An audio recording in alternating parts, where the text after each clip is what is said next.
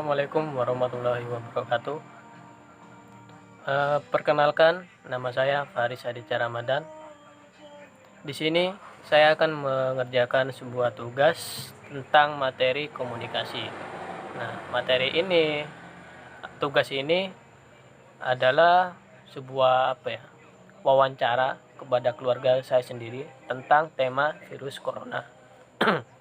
Nah, di sini saya bersama dengan saudara mas saya sendiri, yaitu saudara Mas Dimas. Beliau ini dari kerja di Kota Malang ya, Mas. Di Kota Malang sambil juga sambil kuliah S2. Nah,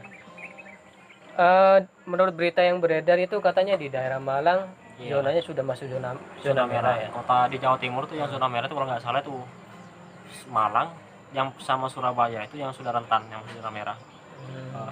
Magetan juga masuk, tapi masih nggak sebanyak dua kota itu, Malang sama Surabaya. Seperti itu.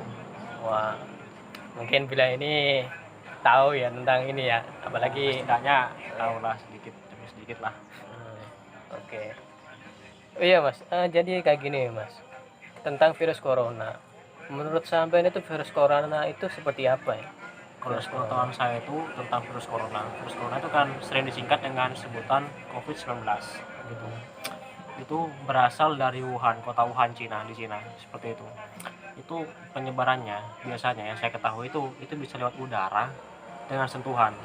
Udara itu biasanya ketika terjadi kontak antara seseorang, pas orang itu bersin, batuk, lah penyebarannya itu dari situ biasanya, itu melalui udara. Tapi kalau dari sentuhan, biasanya ketika kita sedang berjalan di mall, kita menyentuh sesuatu, dan kebetulan misalkan kita terkena virus, kita menyentuh sesuatu, dan di situ biasanya apa yang kita sentuh itu terinfeksi virus juga. Dan ketika orang lain juga menyentuh apa yang kita sentuh itu, maka virus itu berpindah ke orang tersebut. Jadi seperti itu. Yang setahu saya itu dengan udara, dengan sentuhan. Setahu saya seperti itu. Berarti virus itu ya penyebarannya bisa melalui sentuhan ya Mas? Wah, bisa melalui sentuhan. Bahaya juga ya kalau soal itu. Ya, lumayan. Kalau untuk penyebaran itu katanya sampean ya bisa lewat sentuhan. Apakah ada aturan khusus untuk jarak? Kalau sekarang itu gini, kalau jarak itu pastinya ada. Kan dianjurkan kita kalau bisa, kalau kita berkontak sama seseorang itu bisa diusahakan dalam situasi seperti ini itu jaraknya 1 meter. Yang kedua, pemerintah kan di sini juga udah melakukan upaya seperti lockdown. Jadi masyarakat sebisa mungkin itu jaranglah terjadi kontraksi. Karena apa? Karena penyebaran virus itu seperti itu, bahaya virus seperti itu. Dia itu bisa menyebar lewat sentuhan. Makanya sekarang ada lockdown, ada apa? Itulah upaya pemerintah untuk menangani virus itu. Social distancing ya. Iya, lebih tepatnya mungkin bisa dikenal dengan istilah social distancing seperti itu. Wah, bahaya bener ya kalau soal itu ya. Iya, lumayan. Apalagi di Indonesia juga untuk coronavirus sudah banyak korban-korbannya ya, udah ribuan. Pastinya ada. Tiap hari kan update-nya itu kan, tiap hari kan di berita apa itu kan mesti ada korban-korban. Kasus yang meninggal berapa, itu mesti naik, mesti bukan turun, tapi malah naik. Tiap hari seperti itu. Kan makanya. Untuk penyebarannya, apakah ada usia-usia tertentu yang rentan? Apakah memang semua aspek umur itu memang berpengaruh penyebarannya? Setahu saya ini virus corona itu nggak mandang bulu untuk menyebar, tidak memandang tahu usia berapa. Cuma untuk yang rentan terkena virus corona itu biasanya pada usia balita, bayi, dengan usia lansia, orang tua. Kenapa? Karena daya tahan tubuh, imun itu di situ lemah. Kalau usia bayi kan tahu sendiri, bayi itu kan masih berproses di situ. Jadi daya tahan tubuhnya masih terbentuk di situ, masih lemah. Sedangkan orang tua itu kan sudah berusia lanjut. Jadi di situ daya tahan tubuhnya tidak seperti kita anak muda. Jadi di situ virus cepat menyebar di situ. Karena yang diserang virus pertama kan daya tahan tubuh, sistem imun yang pertama diserang, seperti itu. Tapi enggak kita sebagai kita juga sebagai anak muda juga kita juga harus bisa mengantisipasi juga. Kita jangan meremehkan situasi seperti ini, seperti itu.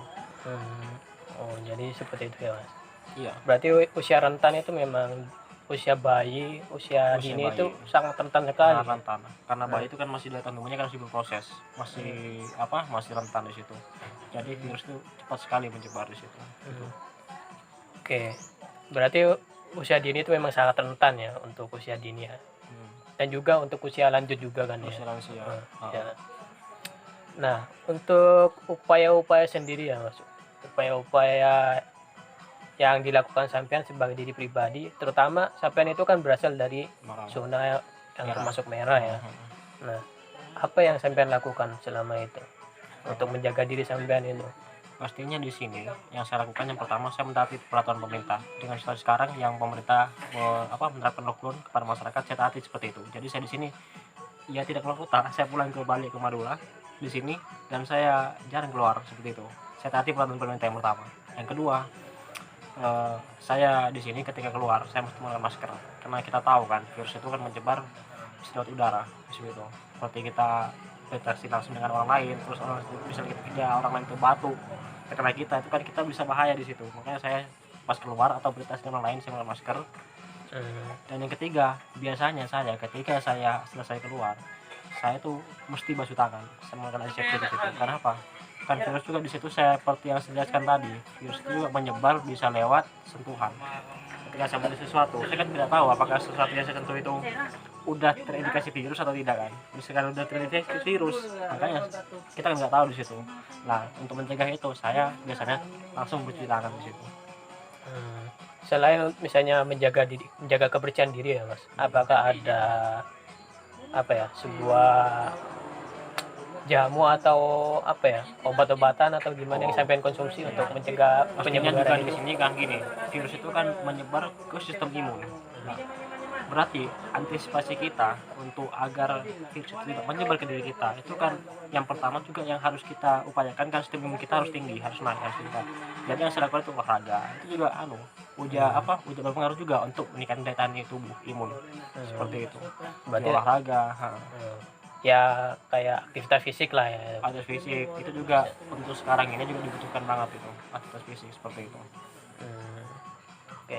Untuk mengenai gejala-gejalanya sampean apakah tahu tentang Kalau virus gejala corona ini? umum yang saya tahu itu biasanya itu seperti batuk, pilek, terus katanya juga sesak napas, itu gejala umum. Tapi kita juga nggak harus apa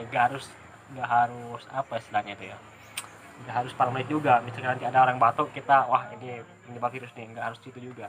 Selama orang itu masih belum berkontak langsung dengan orang yang terkena virus atau yang masuk dalam istilah ODP itu dalam pengawasan, insya Allah masih aman. Mungkin itu bisa gejala batuk biasa, tapi misalnya orang itu sudah pernah ke kota-kota yang mungkin kayak di Malang dari virus atau pernah berinteraksi langsung dengan orang-orang yang sudah terkena gejala ODP gitu-gitu, itu mungkin perlu diperiksa lagi seperti itu. Oke. Mungkin hanya itu ya Mas, tentang obrolan kita untuk saat ini. Terlebihnya saya sangat terima kasih untuk Mas Dimas Ya, tentang wawancara ini ya. ya, Kalau misalnya ada salah-salah saya mohon maaf. ya. Oke.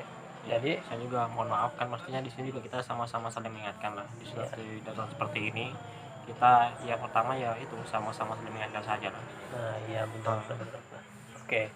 Baik, cuman itu aja ya, hasil dari obrolan kita, wawancara kita sama saudara Mas Dimas. Ya. Oke, saya akhiri. Assalamualaikum warahmatullahi wabarakatuh. Waalaikumsalam warahmatullahi wabarakatuh.